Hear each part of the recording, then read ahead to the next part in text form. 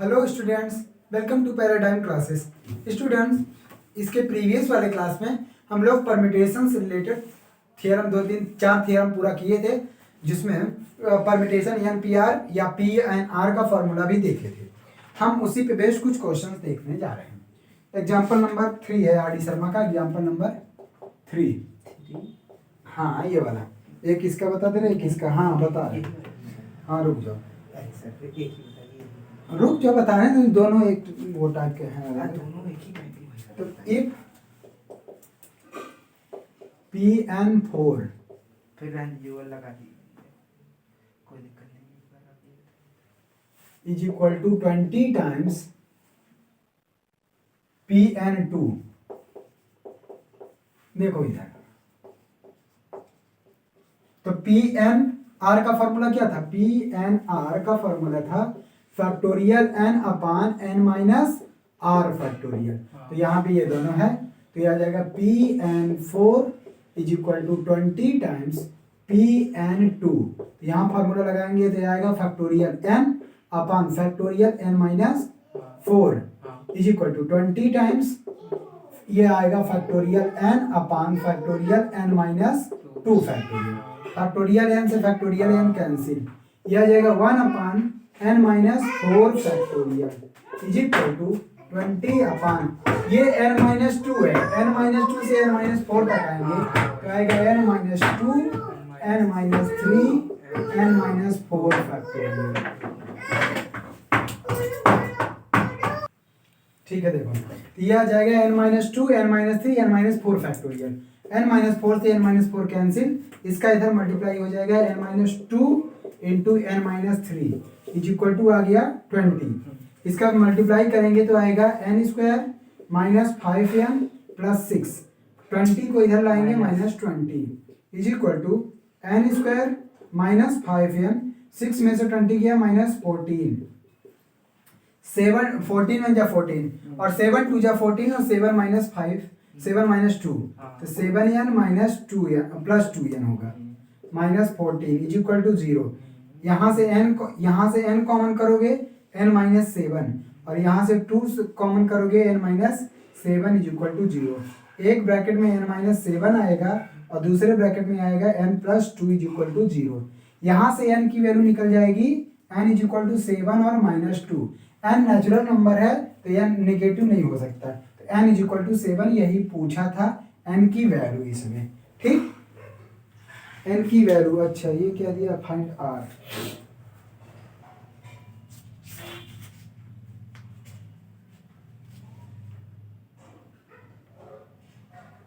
उसमें तीसरा।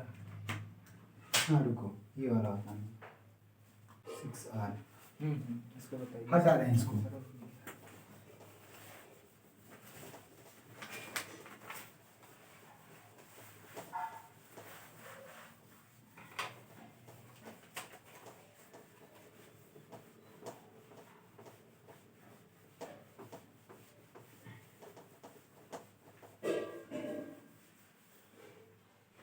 Example number 4 R D Sharma का ही है। एग्जाम्पल नंबर 4, इसमें कह रहा है if P5R is equal to 2 times P6R minus 1 6R minus 1, तब क्या रहा कि R की वैल्यू पता करो, R की वैल्यू पता करनी है। तो ठीक है, वही फॉर्मूला इसमें भी लगाना पड़ेगा PnR। तो ये n है और ये r, फार्मूला क्या हो जाएगा? Factorial 5 upon factorial 5 minus r is equal to 2 टाइम्स factorial 6 upon factor 6 minus r minus 1 factorial. ठीक, तो ये आ गया फैक्टोरियल 5 अपान, इसको 5 माइनस r का फैक्टोरियल ही लिखो अभी, 2 टाइम्स। अच्छा 6 फैक्टोरियल को हम 5 फैक्टोरियल में कन्वर्ट कर सकते हैं, 6 इंटू 5 फैक्टोरियल अपान, अब यहाँ पे क्या बन रहा है? 6 माइनस माइनस का अंदर मल्टीप्लाई करेंगे minus r minus minus plus का 1 फैक्टोरियल। ठीक, और आगे जाएंगे तो फैक्टोरियल देखो, फैक्टोरियल 5 से ये वाला फैक्टोरियल 5 कैंसिल आउट हो गया, तो यहाँ बच गया क्या? यहाँ पे केवल बचा 1 divided by 5 minus R factorial is equal to 6 2 जा 12 डिवाइडेड बाई 6 + 1 7 7 माइनस आर का फैक्टोरियल 7 माइनस आर का फैक्टोरियल आ गया।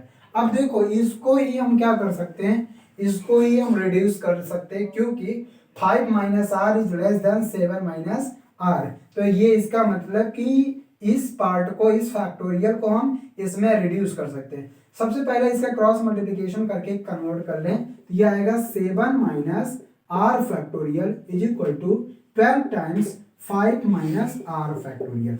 बस समझ में आया। और क्योंकि ये बड़ा है तो इसका मतलब इसको हम इसके फॉर्म में रिड्यूस कर सकते हैं। तो ये आएगा 7 minus R into 7 minus are minus 1 into 7 minus are minus 2 और 7 माइनस 2 5। तो ये आ गया factorial 5 times 5 minus R factorial.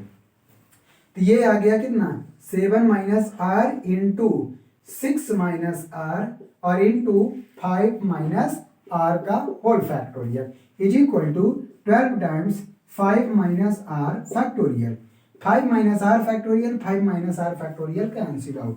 इसको जब मल्टीप्लाई करेंगे तो ये क्या मिलेगा माइनस 7 आर या 7 का मल्टीप्लाई 6 में करेंगे 42 और माइनस 7 आर और इधर माइनस 6 आर और minus minus plus R square is equal to 12।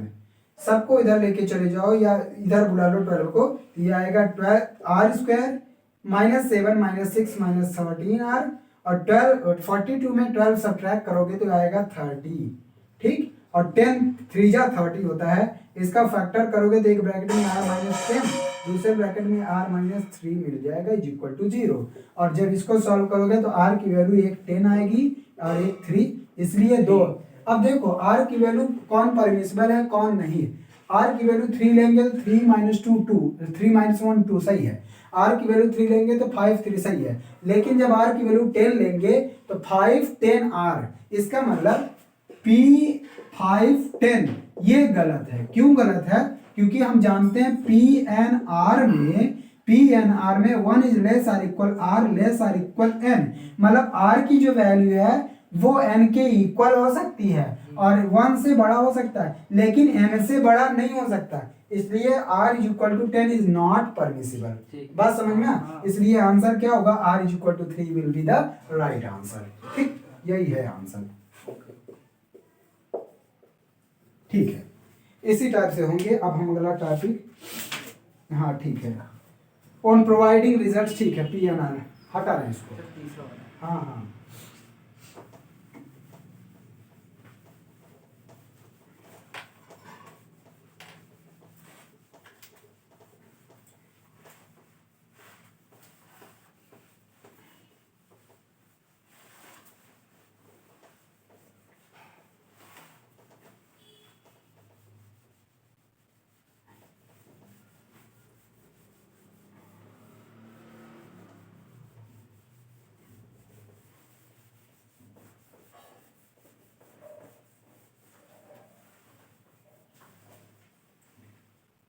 अब चलते हैं टाइप 3। टाइप 3 क्या है? On providing results related to PNR या NPR। ठीक है, कोई दिक्कत नहीं।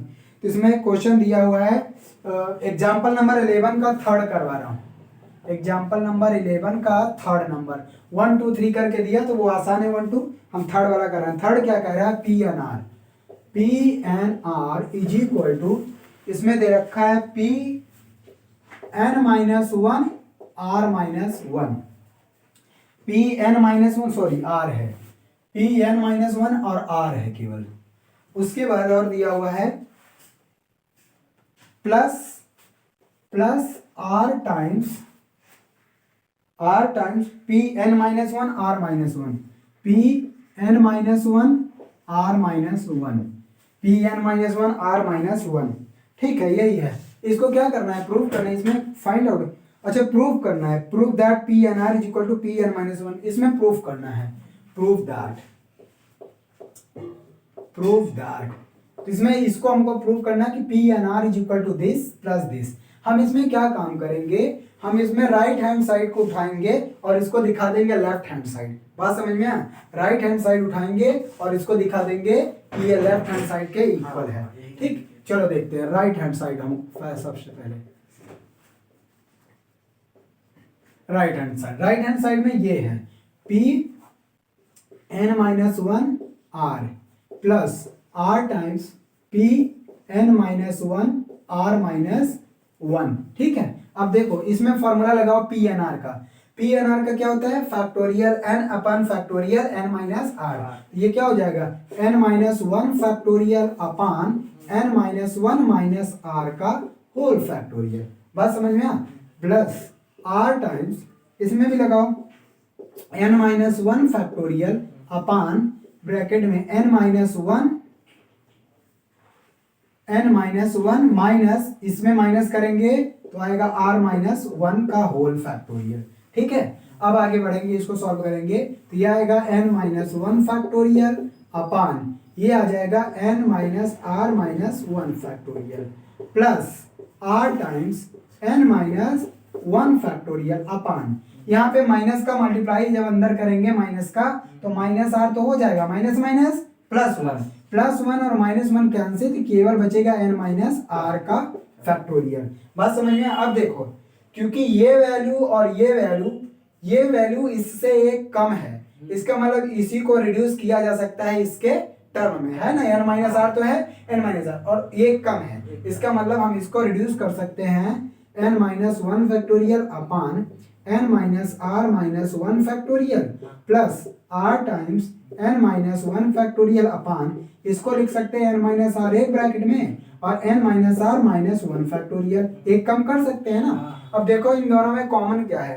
N minus one factorial N minus one factorial N minus are minus one factorial N minus are minus one factorial, है ना? इसी को क्या कर लेंगे? कॉमन कर लेंगे। यहाँ आएगा N minus one factorial upon ये नीचे है N minus are minus one factorial. नहीं, अब देखो काटनी कॉमन लेना, कहाँ एन माइनस वन और कहीं है, तो यहाँ पे बचा वन प्लस यहाँ एक बचेगा आर और अपान में बचेगा एन माइनस आर। बात समझ में आ?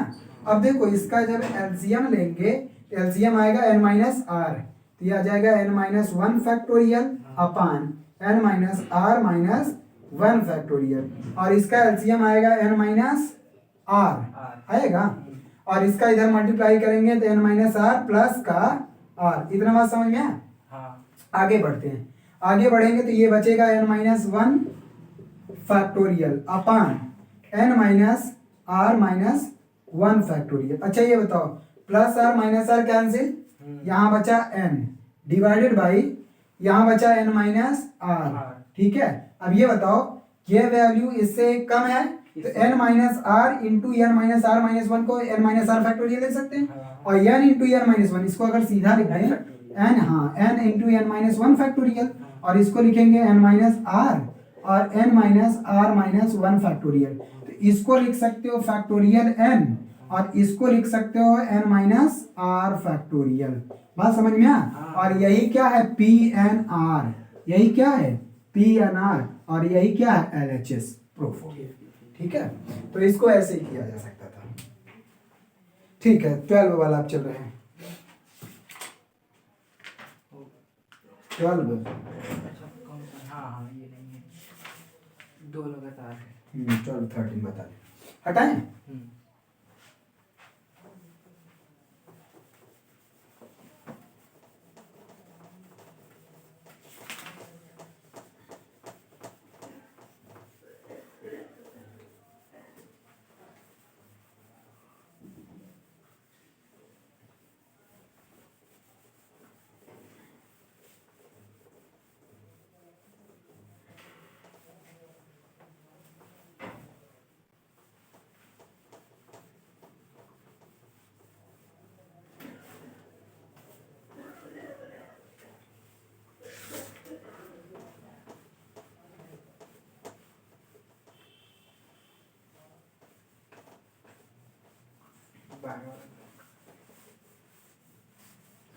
देखो example number 12,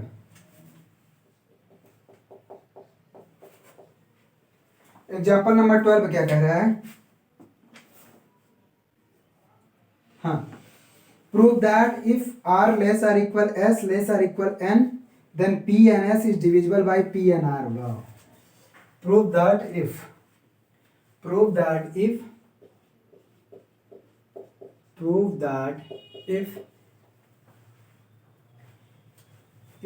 R is less or equal S less or equal N, then PNS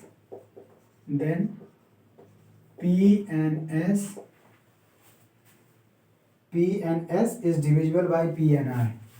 PNS is divisible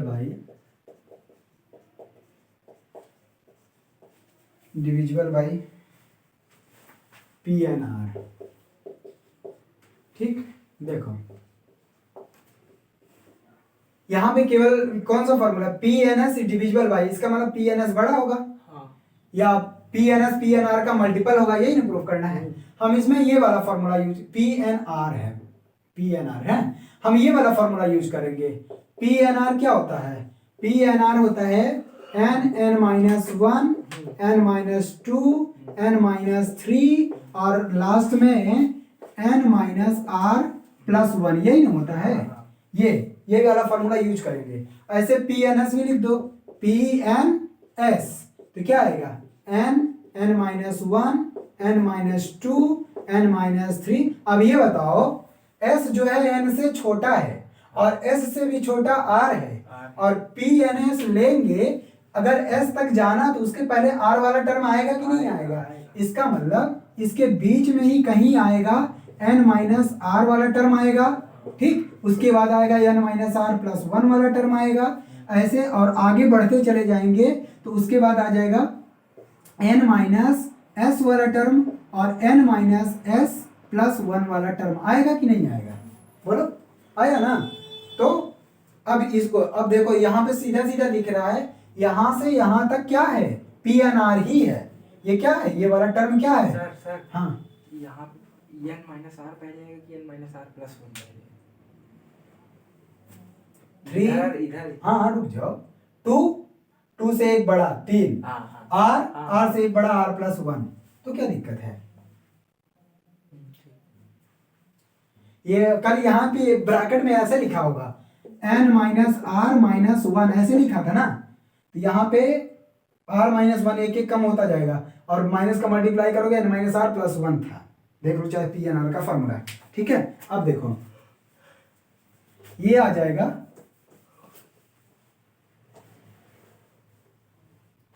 ठीक। अब देखो ये इतनी वैल्यू कितनी है? PNR ही है, तो PNS को लिख सकते हैं PNR, उसके बाद multiplied by dash dash dash, ये सब मल्टीप्लाई है n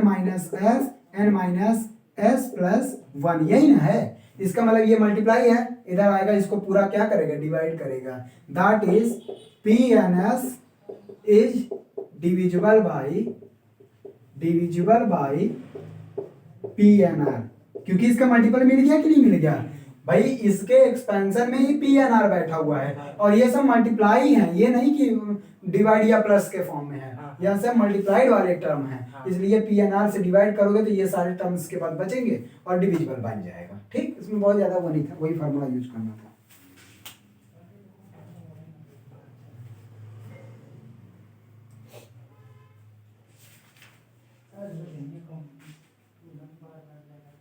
बताइए हो गया।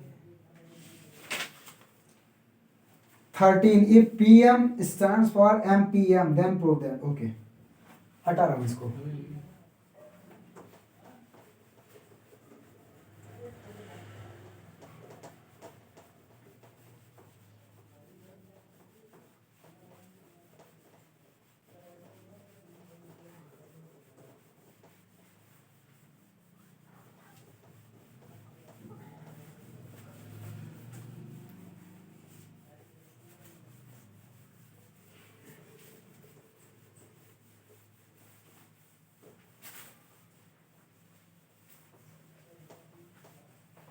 देखो अब कह रहा है एग्जाम्पल नंबर 13 में, if PM, yes, if PM stands for MPM, if PM stands for MPM, then prove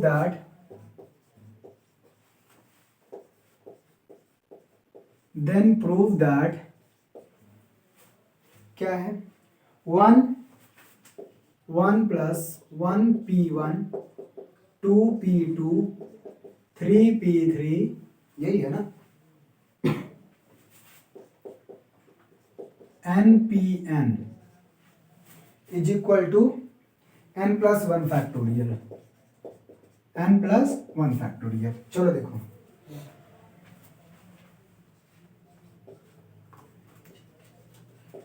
तो MPM की पहले वैल्यू निकाल लेते हैं। इसमें क्या है MPM की वैल्यू क्या आ जाएगी फैक्टोरियल m अपान m माइनस m फैक्टोरियल यही ना m के स्थान पे यहाँ r के स्थान पे m है और m माइनस m फैक्टोरियल क्या आएगा m minus m zero factorial is equal to m factorial है ना जीरो फैक्टोरियल की वैल्यू 1 होता है।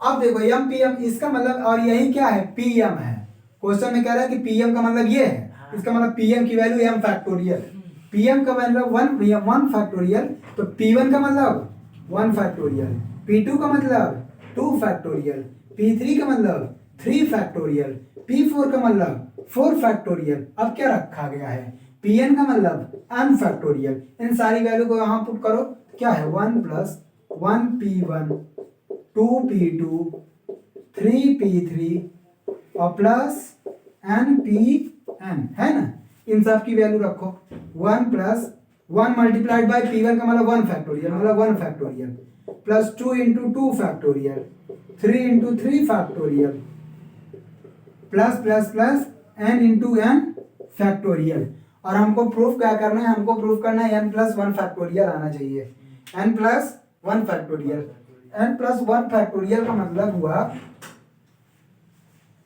n प्लस 1 फैक्टोरियल का मतलब हुआ कि 1 से लेके कॉन्टिन्यूअस मल्टीप्लाइड होगा n प्लस 1 तक यही आना चाहिए ना तो इसमें गड़बड़ी क्या आ रही है ये प्लस में ही है ना कि मल्टीप्लाई में है सब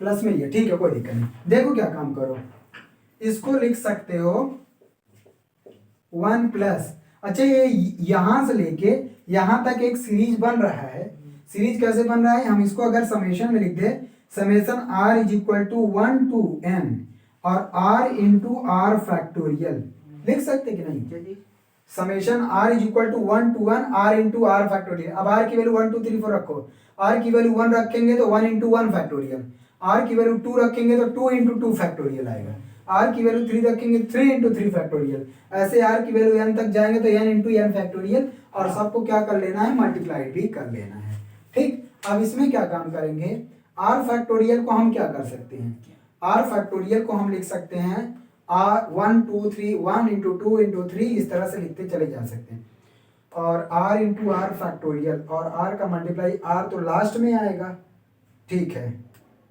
कोई दिक्कत नहीं है r की वैल्यू लास्ट में आएगा r स्क्वायर आ जाएगा ओके सॉल्व करना पड़ेगा इसको लंबा सा देखो क्या करना पड़ेगा 1 plus summation r is equal to 1 to n r ऐसे ही रहने दो और r फैक्टोरियल की वैल्यू क्या लिख सकते हो 1 2 3 और r माइनस 1 r फैक्टोरियल यही ना सो r फैक्टोरियल नहीं r तक जाएंगे है ना ये कर सकते हैं।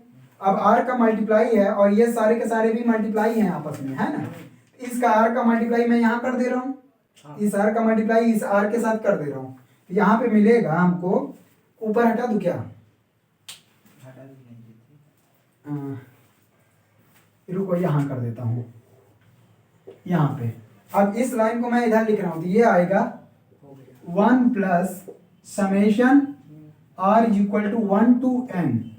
अब ये इसको लिख सकता हूँ 1 2 3 अप टू r माइनस 1 और लास्ट में r है तो r का मल्टीप्लाई कर देता हूँ r स्क्वायर हो जाएगा कोई दिक्कत क्योंकि मल्टीप्लाई था तो किसी एक में मल्टीप्लाई तो करना ही पड़ेगा है ना। अब देखो r माइनस 1 यहाँ पे जो वेरी करेगा r की वैल्यू 1 2 3 4 r की वैल्यू 1 रखोगे तो ये आ जाएगा r 1 माइनस 1 0 से शुरू हो जाएगा और r इज इक्वल टू 1 उसके पहले r माइनस 1 वाला टर्म आएगा। अब क्या काम करोगे ये समेशन में r स्क्वायर है तो सर इन सब के साथ 1 2 3 के साथ r का मल्टीप्लाई नहीं किए नहीं, आर का सबके साथ नहीं करें, प्लस में है ना, प्लस मल्टीप्लाई में है, तो किसी एक, अरे हाँ, सबके किसी साथ के थोड़ी साथ। ना होगा, किसी एक हाँ, के साथ हाँ। मल्टीप्लाई होगा ना। हाँ हाँ उसके बाद यहाँ पे समेशन एन स्क्वायर की वैल्यू क्या होती है, summation N square summation N cube, उसकी वैल्यू क्या होती है भाई, याद है? समेशन एन, अरे फर्स्ट एन नेचुरल नंबर का सम क्या होता है? n plus 2 n upon 2 n plus 1। देखो इसमें या तो फॉर्मूला लगाएं समेशन एन स्क्वायर का, समेशन एन स्क्वायर किसका फॉर्मूला, समेशन एन स्क्वायर ये क्या होता है, N plus one 2n+1 by 6 ये होता है ना। लेकिन इसको भी यहाँ लगाएंगे तो बहुत लंबा पड़ जाएगा, बहुत ज़्यादा क्वाड्रेटिक बन जाएगा। रुको इसको हटाते हैं, इसको हम मेथड ये वाला यूज नहीं करते, इसको रुको, अभी हम क्या करते हैं, इस आर को कुछ चेंज करते हैं, ये वाला आर जो है, ये वाला आर जो है इसको चेंज करते हैं, इसको हमको लाना क्या है, n+1, इसका मतलब यहाँ पे अगर किसी तरह r+1 आ जाए तो काम बन जाए। r+1 देखो कैसे आएगा, 1 plus summation r is equal to 1 to n, इसको क्या कर दो, r+1 लाने के लिए इसमें r+1 कर दो -1 कर दो और r फैक्टोरियल को रहने दो, r फैक्टोरियल वैसे ही रहने दो। अब इसको लिखते हैं, इसको मैं यहाँ लिखता हूँ, ये आएगा 1 plus summation r is equal to 1 to n, r+1 में इस r का मल्टीप्लाई r+1 में करेंगे तो एक आ जाएगा r+1 multiplied by r factorial, और इस r फैक्टोरियल का मल्टीप्लाई 1 में करेंगे तो माइनस r फैक्टोरियल आ जाएगा। अब काम बन सकता है, अब काम क्या बन सकता है, देखो इसको ऐसे करो 1 प्लस, अब इस समेशन को बांट दो, समेशन को क्या कर दो, बांट दो, समेशन को बांटोगे तो यहाँ पे मिलेगा ये n+1 फैक्टोरियल मिल जाएगा, और माइनस में यहाँ पे अगर समेशन ले जाओगे तो ये n फैक्टोरियल मिलेगा, तो वो n+1 फैक्टोरियल, और ये हमको n+1 फैक्टोरियल लाना है, मतलब 1 को गायब करना है। ओके देखो ऐसा काम करो, r इज इक्वल टू 1 रखो, r इज इक्वल टू 1 रखोगे तो ये 1 + 1 2, मतलब कि 2 इंटू ये आ जाएगा, या इसको ऐसे एक बार फिर लिख दो rn, इसको लिख सकते हो r+1 फैक्टोरियल लिख सकते हो ना, और माइनस r फैक्टोरियल, ठीक है। अरे r+1 इंटू r फैक्टोरियल को r+1 फैक्टोरियल लिख सकते हो ना, r+1 का, हाँ क्योंकि जो बड़ा रहता है 2 इंटू अगर 3 फैक्टोरियल है, सॉरी 3 इंटू 2 फैक्टोरियल है, 3 इंटू 2 फैक्टोरियल है तो 3 फैक्टोरियल लिख सकते हैं ना, हाँ वही बात है, r+1 इंटू r फैक्टोरियल है तो r+1 फैक्टोरियल बराबर। अब देखो इसमें क्या काम करो, अब r की वैल्यू 1 2 3 रखो, r की वैल्यू 1 रखोगे तो ये आएगा 2 फैक्टोरियल, क्या आएगा 2 फैक्टोरियल माइनस यहाँ 1 फैक्टोरियल, इसी तरह से आगे बढ़ोगे, r की वैल्यू 2 रखोगे तो 2 + 1 3 फैक्टोरियल, 3 फैक्टोरियल माइनस 2 फैक्टोरियल, और आगे बढ़ोगे तो आएगा r की वैल्यू 3 रखोगे तो 3 + 1 4 फैक्टोरियल माइनस 3 फैक्टोरियल, लास्ट में जब n की r is equal to n रखोगे ये आएगा n+1 फैक्टोरियल और माइनस n फैक्टोरियल आएगा ना। अब देखो क्या मिल रहा है, यहां से देखो 1 प्लस 2 फैक्टोरियल प्लस में है, 2 फैक्टोरियल माइनस में, 3 फैक्टोरियल प्लस में है, 3 फैक्टोरियल माइनस में, 4 फैक्टोरियल प्लस में है, 4 फैक्टोरियल इधर माइनस में, सब कैंसिल आउट, और 1 से 1 कैंसिल आउट, लेकिन लास्ट में n+1 फैक्टोरियल है और n+1 फैक्टोरियल के आगे माइनस वाला नहीं है, तो केवल यही वाला टर्म बच जाएगा n+1 फैक्टोरियल। बस समझ में? फैक्टोरियल भी तो बचा, नहीं तो n फैक्टोरियल इसके पहले कोई n माइनस आया होगा ना, जैसे देखो 2 2 मिला, 1 1 1 से कैंसिल, तो ये 4 तो 4 कोई मिलेगा, 3 तो यहाँ से कैंसिल हो गया, +3 -3, ऐसे n वाला क्योंकि n+1 से छोटा है n वाला पहले मिला होगा, तो n वाला n से कैंसिल हो गया, लेकिन n+ वाला कोई नहीं मिलेगा क्योंकि उसके बाद टर्म नहीं है, केवल n+1 फैक्टोरियल बन जाएगा। बात समझ में आ, और नहीं समझ में आ तो इसको समेशन को अलग भी कर सकते हो, समेशन अलग करते चले जाओ तब भी कट जाएंगे ये, ठीक। हटाएं, हो गया।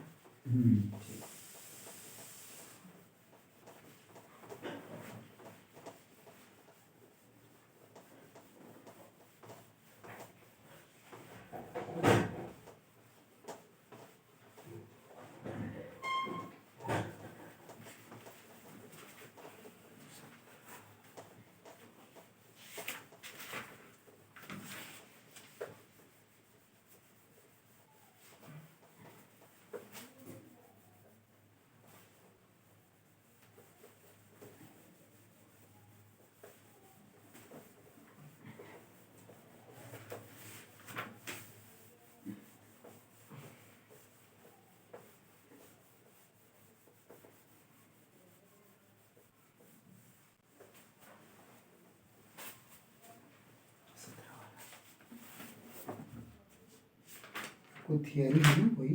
प्रैक्टिकल प्रॉब्लम ऑन परम्यूटेशन, वही है देखो एक दो वर्ड प्रॉब्लम, सब 17 ठीक है। वर्ड प्रॉब्लम पूछे हैं। हाँ 17 क्या की वर्ड ये है देखो 17 ये अभी ये खोलिए ये वाला ठीक है चलो। Practical problem on permutation word problem है, वर्ड प्रॉब्लम रिलेटेड क्वेश्चंस हैं। तो इसमें एग्जांपल नंबर 17 चलते हैं। एग्जांपल नंबर 17 क्या कह रहा है? 17 क्वेश्चन कह रहा है कि in how many ways can 6 person stand in a Q. 6 person जो है क्यू में कितने तरीके से खड़े हो सकते हैं? Line. In how many ways, in how many ways 6 persons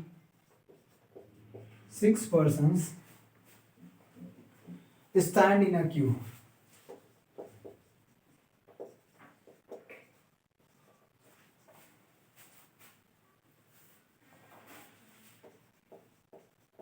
Q मतलब लाइन होता है और क्या। कह रहा है 6 व्यक्ति हैं, 6 पर्सन है ना, और 6 में कितने तरीके से खड़े हो सकते हैं। इसका मतलब 6 के 6 का यूज करना है। एक लाइन में 6 व्यक्ति को खड़ा करना है, एक लाइन लगाना है। इसका मतलब 6 के 6 व्यक्ति का अरेंजमेंट बनाता है। इसका मतलब जब n ऑब्जेक्ट का r अरेंजमेंट बनाते हैं तो इसको पी एन आर लिखते हैं, लेकिन r is equal to n होगा तो इसको क्या बोल देंगे? P N N. ठीक है, लेकिन यहाँ पे वही बात कह रहा है 6 व्यक्ति का ही पूरा लाइन बनाना है, और कितने तरीके से आगे पीछे चाहे जैसे करो अरेंजमेंट, लेकिन 6 ही व्यक्ति का यूज करना है। इसका मतलब यहाँ n is equal to R रखोगे पी एन एन, और यही क्वेश्चन दिया है n इज इक्वल टू क्या दिया है? 6। हमको 6 व्यक्ति का ही लाइन बनाना है, कितने तरीके से? ये आ जाएगा 6p6, और 6p6 क्या होता है? अभी भी प्रूव किया 6 फैक्टोरियल। 6 फैक्टोरियल 6 नहीं, 6 फैक्टोरियल की वैल्यू 6 5 जा 30, 34 जा 120, 123 जा 360, 362 जा 720 इंटू 1, 720 वेज हैं जिसमें इतने व्यक्ति को एक क्यू में या लाइन में खड़ा किया जा सकता है। बात समझ में? और ये क्या था इसमें? क्यू। और कौन सा क्वेश्चन कर रहे हो? वो नीचे वाला सबसे 21। अच्छा, इसको मैं समझा दे रहा हूँ क्योंकि ये लंबा है, इसको क्वेश्चन लिखूंगा नहीं, बहुत लंबा क्वेश्चन है, समझा दे रहा हूँ। ठीक, हाँ तो क्या मतलब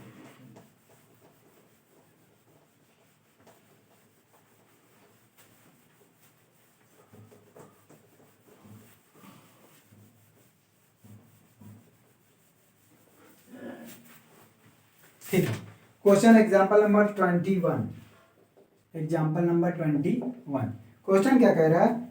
इन an examination hall there are 4 rows of chair. 4 rows हैं, ठीक है, 4 रोज ऑफ चेयर। ठीक है, उसके बाद क्वेश्चन कह रहा है each row has 8 chair. Her row में, ईच रो में 8 चेयर्स लगे हैं। बात समझ में आ?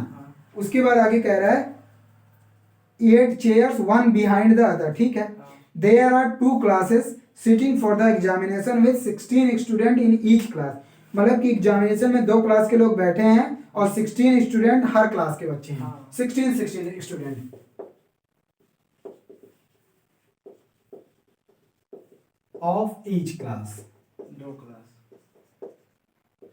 ठीक, ईच क्लास, हर क्लास के, और कितने क्लास है? 2 क्लासेस हैं, 2 क्लासेस आर अवेलेबल। ठीक, उसके बाद आगे क्वेश्चन क्या कह रहा है? Each class it is desired that in each row, ये डिजायर किया जा रहा है कि हर रो में all student belong to the same class. मतलब कि जितने भी रो हैं हर रो में एक ही क्लास के स्टूडेंट्स हों, and that no 2 adjacent rows are allotted to the same class. मतलब एडजेसेंट रो सेम क्लास के नहीं होंगे, लेकिन एक रो में एक ही क्लास के बच्चे होंगे।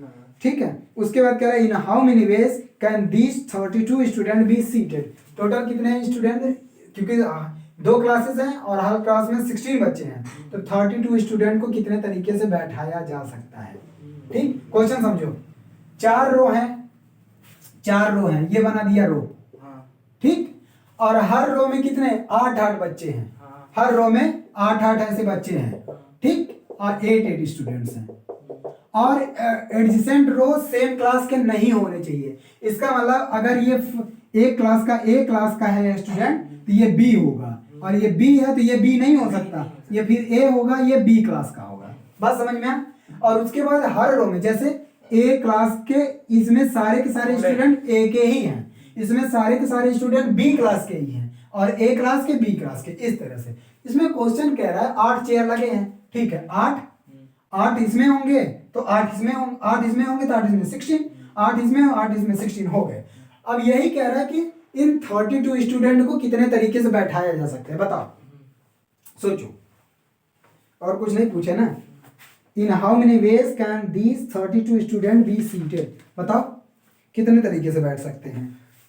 16 है लेकिन 2 ही यूज करेंगे तो 8, मतलब 6, देखो 6 नहीं 8 बी 16 8 ना। देखो अब क्या करना है इसमें,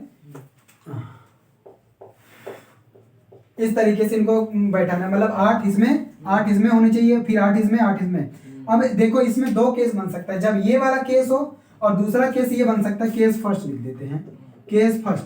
और केस सेकंड क्या हो सकता है कि ये 4 रो हैं, अब हम पहले ए वाला बनाए तो यहाँ बी वाला हो गया, ए बी ए, 2 केस हो गए, बाकी 8 सब में है, बाकी 8 उनके सारे हैं। अब ये बताओ 2 केस हो गए, तो फर्स्ट वाला अगर केस पहले कंसीडर करें तो अगर देखें क्लास ए का स्टूडेंट, क्लास ए के स्टूडेंट कितने हैं, 16 हैं। इन 16 को 8 में अरेंज करना है। इन 16 बच्चों को 8 अरेंजमेंट कितने तरीके से हो सकता है, 16 P8 तरीके से हो सकता है। भाई 16 बच्चों को 8 का अरेंजमेंट बनाना है ना, तो 16 P8 तरीके से। लेकिन इन 8 बच्चों को हम फैक्टोरियल 8 तरीके से बैठा सकते हैं। इन 8 बच्चों का अगर 8 का ग्रुप बनाए, 8 का अरेंजमेंट बनाए, फैक्टोरियल 8 तरीके से बना सकते हैं। और क्योंकि ये दोनों इवेंट्स क्या हैं, इंडिपेंडेंट हैं। इंडिपेंडेंट का मतलब इनको चाहे जैसे आपस में बैठाएं और इनको चाहे जैसे आपस में बैठाएं, ये एक दूसरे के इंडिपेंडेंट है। तो total number of events in first case हो जाएगा, इन केस फर्स्ट हो जाएगा, रुको मैं बता रहा, रुको इसको ना लिख ही देता हूँ। 16 student can be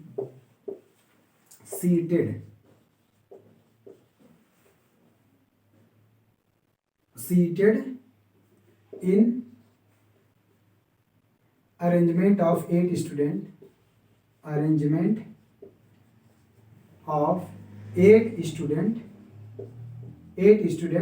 in 16P8 ways। इतने तरीके से बैठाए जा सकते हैं, ठीक। ये and in each row 8 students can be seated in factorial 8 ways। ये बात मानते हो कि नहीं, क्योंकि 8 स्टूडेंट है, इसमें 8 के 8 का ही अरेंजमेंट एक साथ बनाना है, तो चाहे 8P8 करो या फैक्टोरियल 8 करो, बात एक ही आया। सो देयरफॉर, और 2 केस बन रहा है तो हम एक केस का लिखते हैं। Therefore in each case total number of arrangement क्या हो जाएगा, 16P8 into 8 फैक्टोरियल, ये होगा। और क्योंकि एक इसका होगा एक इसका, तो ये दोनों अलग अलग केसेस हैं, तो इन दोनों को क्या कर लेंगे, टोटल नंबर ऑफ अरेंजमेंट ये एक केस में है तो दूसरे केस में भी इतना होगा। Therefore total number of arrangement क्या हो जाएगा, इनको हम ऐड कर लेंगे। तो क्या करेंगे, ये ईच केस का है तो यहाँ पे अब हटा दे रहे हैं, इस बात को हटा दे रहे हैं, यहाँ पे अब हम कर दे रहे हैं हर केस में, दोनों केस में इतने तरीके से बैठा सकते हैं। तो इसलिए टोटल नंबर ऑफ अरेंजमेंट्स हो जाएंगे दोनों केस में लेके। देयरफॉर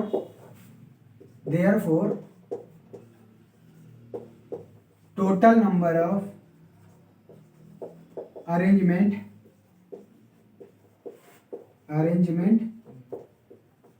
इन बोथ केस, दोनों केस में अब साथ ले रहे हैं, both case will be 2 times कर दो या दोनों को ऐड कर दो, 2 टाइम्स 16p8 इंटू 8 फैक्टोरियल। इसको सॉल्व करोगे तो क्या मिलेगा, फैक्टोरियल 16 अपॉन 16 माइनस 8 का फैक्टोरियल इंटू 8 फैक्टोरियल। 16 माइनस 8 करोगे 8 फैक्टोरियल, 8 फैक्टोरियल से 8 factorial cancel, 2 into 16 factorial, right answer, यही आंसर है। ठीक है, हो गया। और कौन सा क्वेश्चन कह रहे थे, अब एक सेकंड 25।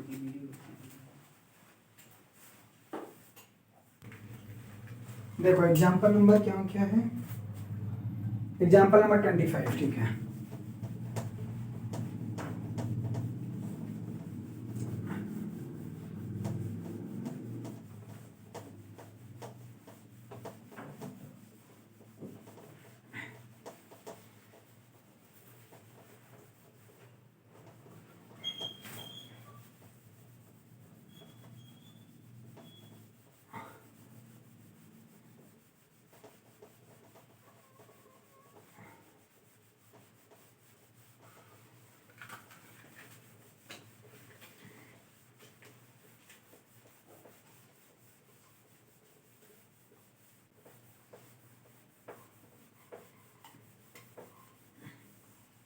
देखो एग्जाम्पल नंबर 25 कह रहा है, एग्जाम्पल नंबर 25, ये क्वेश्चन है, find the sum of all the numbers, find the sum of, find the sum of all the numbers, all the numbers that can be formed, that can be formed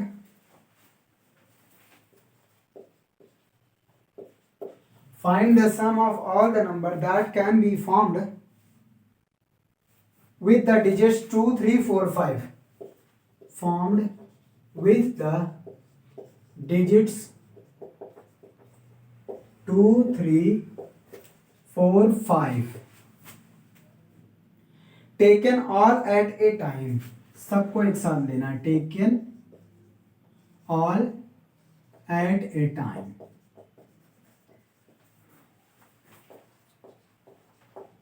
question ये समझो, इसमें कह रहा है कि अगर इन चारों नंबर से 4 डिजिट का, चारों को एक साथ लेना है, इसका मतलब 4 डिजिट का, 4 डिजिट का जो जितने भी नंबर बन रहे हैं उन सबका सम करना है। तो पहली बात तो इन 4 से 4 डिजिट के कितने बनेंगे, तो number of total number of numbers formed by 2 3 4 5 numbers, यहाँ पे 4 डिजिट नंबर लिख रहा हूँ, 4 डिजिट नंबर, क्योंकि सबको एक साथ 4 digit number formed by 2 3 4 is क्या होगा 4p4, 4p4 मतलब फैक्टोरियल 4, इतने बनेंगे। फैक्टोरियल 4 का मतलब हुआ 4 3 जा 12, 12 2 जा 24, कितने नंबर बनेंगे 24 नंबर बनेंगे। और क्या रहा है क्वेश्चन में, यही 24 जो नंबर बन रहे हैं इन्हीं का क्या बताना है, सम बताना है। इसको कैसे उतना होगा, अलग अलग नंबर बनेंगे।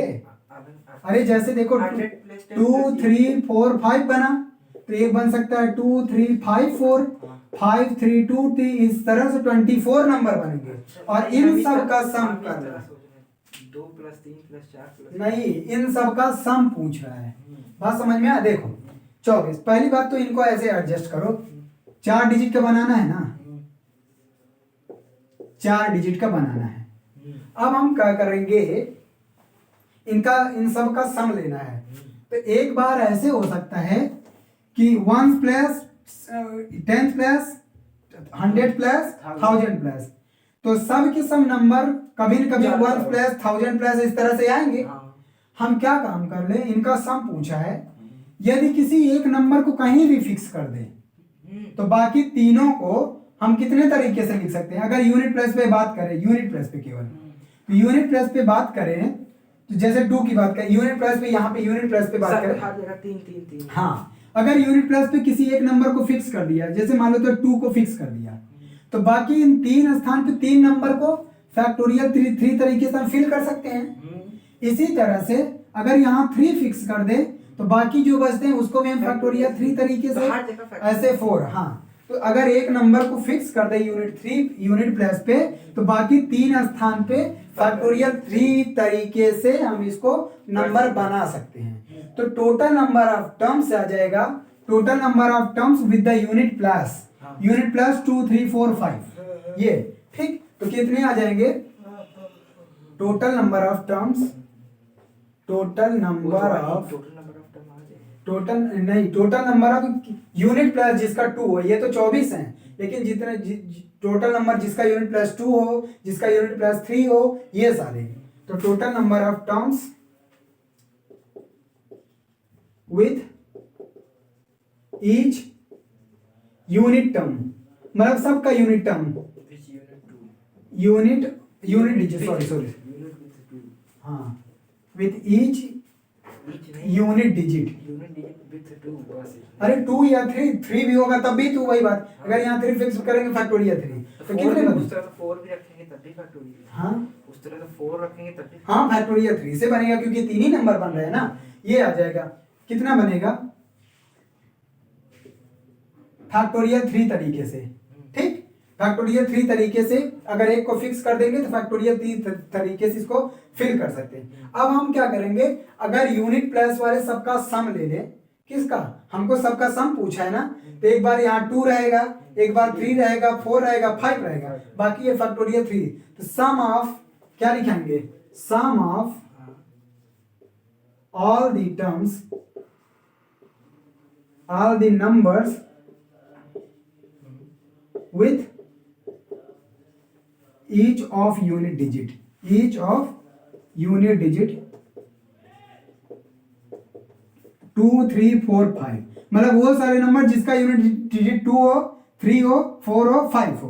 तो ये क्या हो सकता है? एक बार 2 आएगा, 3 आएगा, वहां पे 4 आएगा, प्लस 5 आएगा। ये यूनिट डिजिट का सम ले रहा हूं इनटू फैक्टोरियल 3। नहीं समझ में आया? एक बार यहाँ 2 आएगा, एक बार 3 आएगा, सबका सम और फैक्टोरियल 3 टाइम्स। ये नंबर ऑफ वेज हैं सम ऑफ। ठीक, तो ये आ जाएगा कितना? 3 2 5 5 5 10 14 इंटू फैक्टोरियल 3 करोगे तो 3 इंटू 2 इंटू 1, 14 6 जाए 84। कितने आए? 84 आया। कब? जब इसके यूनिट डिजिट कभी 2 होंगे, 3 होगा, 4 होगा, 5 होगा, ये इनका सम। लेकिन यही 2 3 4 5 यहाँ भी तो हो सकते हैं, यही 2 3 4 5 यहाँ भी तो हो सकते हैं। हाँ, तो क्या होगा? So total sum of all 24 numbers क्या होगा? देखो 84, तो ये यूनिट प्लस एक के लिए हमने कैलकुलेट कर लिया कि एक डिजिट कहीं भी हो यहाँ पे तो इस तरह के आएगा। अब देखो ये 84 नंबर कभी 10 पावर 0 यूनिट प्लस पे होंगे, यूनिट प्लस पे होगा तो 10 पावर 0 वाला टर्म आएगा, 10th प्लस पे होगा तो 10 पावर 1 यहाँ रहेगा। बाकी इन सबको इतने तरीके से भर सकते हैं। अगर वही 3 नंबर 100 प्लस पे रहेंगे तो 10 पावर 2 रहेगा, और ये 10 पावर 3। इनको ऐड कर लो, कितना आएगा? 1100 110, 1110 इसका मल्टीप्लाई करो, ये आएगा 1110। इसका मल्टीप्लाई करोगे कितना आएगा? 0 आएगा। पावर 0 1 हो जाएगा, 1 1 1 1 ही होगा। हाँ सही कह रहे हो। 1 का मल्टीप्लाई इसमें करोगे तो कितना आएगा? अब जितना भी आएगा रहने दीजिए, मल्टीप्लाई कर लो आंसर। 84 1 जा 84, 4 आया, 84 1 जा 84 और 8 92, 84 1 जा 84 और 9 9 4 13 93, 84 1 जा 9 93, यही आना चाहिए। क्या है 933? हाँ 93324 सही है आंसर। इतने तरीके से हो सकता है।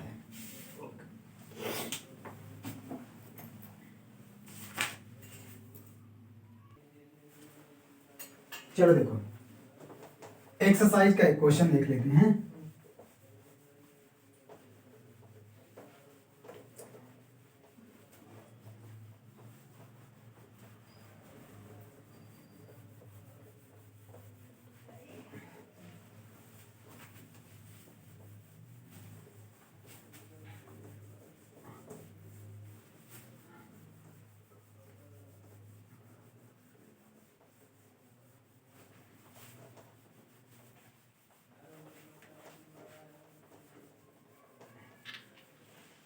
देखो एक्सरसाइज का 28 नंबर क्वेश्चन है, 28 नंबर क्वेश्चन है, क्वेश्चन नंबर 28 और आर डी शर्मा का एक्सरसाइज। इसमें क्वेश्चन कर रहा है if A denotes the number of permutation of x plus two things taken all at a time. इसका मतलब ए इज इक्वल टू जो है वो पी एक्स प्लस टू और एक्स प्लस टू, मतलब एक्स प्लस टू थिंग्स का permutation है और सबको एक साथ लेना है, यही मतलब हुआ। अच्छा, उसके बाद ये कह रहा है B the number of permutation of x things taken 11 at a time, और बी जो है number of permutation of x things, हाँ x things taken 11 at a time, ये कहा है बी। उसके बाद सी कह रखा है see the number of permutation of x minus 11 things taken all at a time, और सी क्या दे रखा है number of permutation of x minus 11 things taken all at a time, मतलब एक्स माइनस 11 आर भी होगा। बात समझ में? तो इसमें कह रहा है अच्छा ये सारे इस तरह से हैं such that a is equal to 182 BC, a is equal to 182 BC। तब पूछ रहा है x की value, find the value of x, find the value of x, ठीक है, x की वैल्यू पता करनी है, ठीक है। चलो देख लो वर्ड प्रॉब्लम ये है, इसमें क्या लगाना है, ए बी सी ये है ना, a is equal to 182 BC, a की वैल्यू क्या है, इसको क्या लिख सकते हो x plus two P X plus two, यही ना 182, b को क्या लिख सकते हो x p 11 इंटू c को क्या लिख सकते हो x minus 11 p x minus 11, है ना। इसको क्या लिख सकते हो x प्लस टू का फैक्टोरियल, यही ना आएगा, हाँ n ये वाला n p n फैक्टोरियल यानी होना होता है, ठीक। अच्छा ये आ गया 182, इसको लिख सकते हो फैक्टोरियल x अपान फैक्टोरियल x माइनस 11 का फैक्टोरियल, बोलो, और इसको लिख सकते हो x माइनस 11 का फैक्टोरियल। अरे ये तो ऐसे ही कैंसिल हो गया, यहाँ क्या बचा x प्लस टू, दूसरे ब्रैकेट में x प्लस वन, तीसरे ब्रैकेट में x फैक्टोरियल, बोलो, लिख सकते हो ना।